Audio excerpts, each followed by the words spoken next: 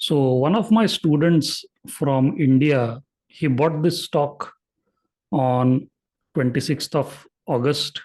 This is Godrej Industries. So I want to discuss what factors he was looking for before he bought the stock. It's very important to understand what was he looking for before he bought the stock, so that when you are looking for stocks, you could look for similar characteristics. And see, ever since he bought the stock has given a nice run up, maybe 30-40% from here up to the top. I personally did not buy the stock. I missed this opportunity. Maybe I was not concentrating, or maybe just a day before the stock broke out, maybe I was not available to do the market analysis. But I personally did not buy the stock, but one of my students did.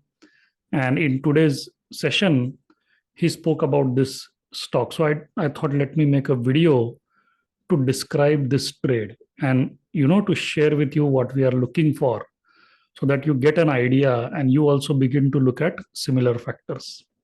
So the first thing that he was looking for is whether the stock is in a stage 2 uptrend or not.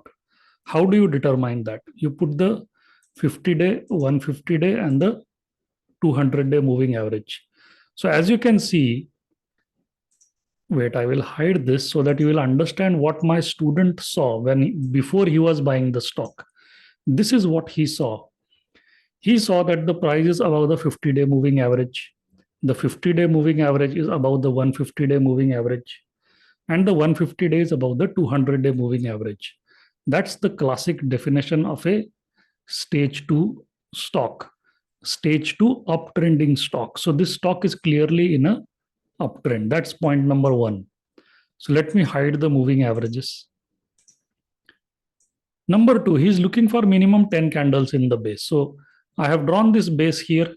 So this candle completes the first point. So you would start counting from here 1, 2, 3, 4, 5, 6, and so on. So there are minimum 10 candles in the base. Why 10 candles? Because we need minimum 2 weeks of consolidation on the daily time frame chart. 2 weeks of consolidation. Okay, after the stock has given a nice run up. So there are minimum 10 candles in the base. Next, he's looking for minimum 4 points in the base. So let me draw the points for you. So this is point 1. This point 2. This point 3. This is point 4. Point 5. Point 6. Point 7. Point 8. So as you can see, there are 8 points in the base. How many points are we looking for? Minimum 4 points. So we get twice the number of points that we are looking for.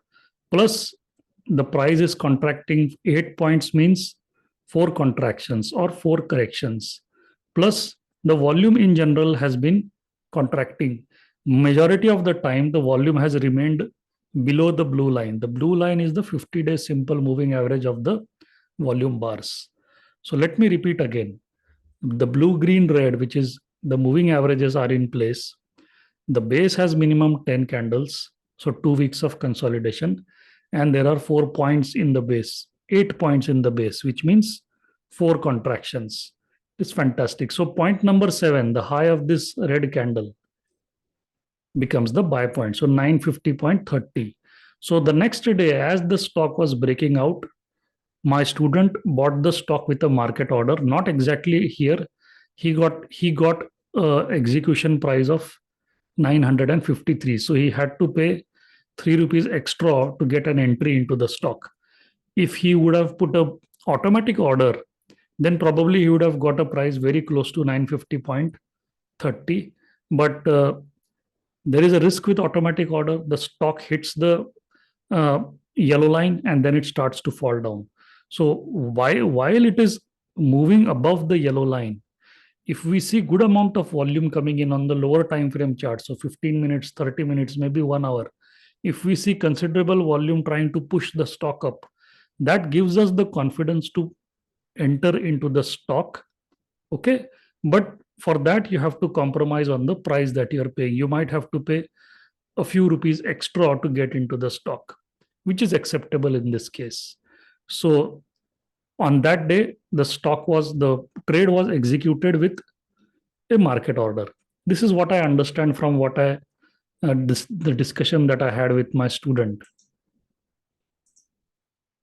So on this day he bought. As you can see, on this day, he was expecting a high volume breakout above the yellow line, but he did not get that.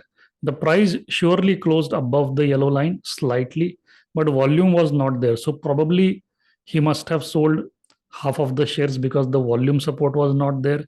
If volume was there, uh, price support is there, volume support is there. Okay, then there was no need to sell. Now I don't know for sure whether he sold half or not, but I'm assuming he must have sold half just to protect his uh, just to keep his risk low. And I'm assuming he kept the stop loss somewhere here at 8%. Okay. So, and the mental stop loss was here at point number 8 at the low of this candle. Okay. This is my assessment of what I spoke to my student. I did not discuss position size, I guess. I think it was 2.5% position size, if I remember correctly. So if the position size was 2.5%, probably he must not have sold half here. He must have given the stock more time. So assuming he put a 2.5% position here, did not sell anything, kept the stop loss at 8%, gave the stock more day because he had a smaller position in the stock, so he could afford to take that risk by giving the stock one more day to prove itself.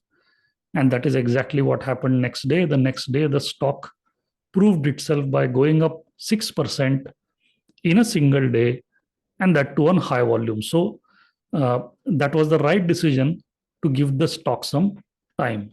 So from here till about the top, from this yellow line till here, the stock has given a return of 38.33%. As of now, the stock is here. So my student is up around 28%, assuming he has not sold any shares. Okay. So it's up 28% from the buy point. So 27-28% roughly. That's a fantastic return in less than a couple of weeks. Now, why have I drawn this band? Well, this is a concept that I learned from William O'Neill. What he does is from the buy point, he will draw a band between 20 and 25%. So from yellow line, you go up 20%. From yellow line, you go up 25%, and you draw the band. So when the price is trading inside that band, intraday, when the price is trading inside that band, somebody like William O'Neill would reduce his position size. Somebody like Mark Minervini would reduce his position size, because generally it is found that when a stock goes up 20-25% from its proper buy point, that is the best time for the stock to start forming another base. And we see the evidence of that happening here. See, both of these candles have given high volume and weak closing. Weak closing means the close of the candle is below the midpoint of the range of the candle. Okay, close of the candle is below the midpoint of the candle for both of these candles. That's a very good sign that probably the stock wants to form another base before it starts to go up. Okay, so it makes sense to at least sell half the position here, or probably sell all, so that you get to book 27-28% gain from here, and then see whether if the stock creates 10 more candles, and then look for a proper buying opportunity. Okay, assuming all the conditions are coming together to give a nice opportunity to enter the stock. Okay, that is my analysis of the trade. Apart from this, my student was also looking at some other factors, like what we have discussed in our session today is for a swing trading, for swing or positional, this is what my student is looking for. He's focusing on the best stocks from the best industries, which are in confirmed stage 2 uptrends, which are forming tight bases on the right side, and which are near their 52-week high. So these three conditions you already saw. It is in a confirmed stage 2 uptrend. It is forming a tight base on the right side. We already saw that. it is within 20% distance of its 52-week high. That also we saw. It was very near to the high of the stock.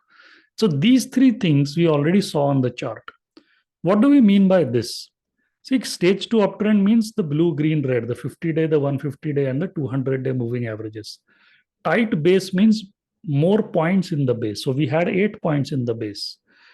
Near 52-week high means price is within 20% distance of 52-week high. Best stocks means stocks with relative strength of 80 or more, which means the stock has done better than at least 80% of all the stocks in the Indian stock market.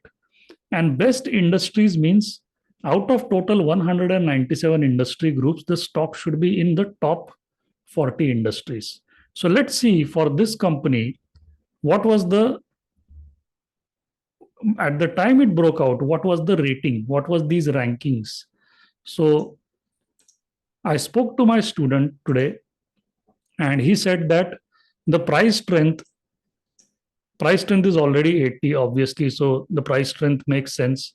It's more than 80. I am assuming while the stock broke out from here, this is the day he bought. I am assuming on this day when the price broke out of here, the price strength was more than 80. Accumulation distribution was A or B. And the group rank, he said that it was 36. So it was well below 40.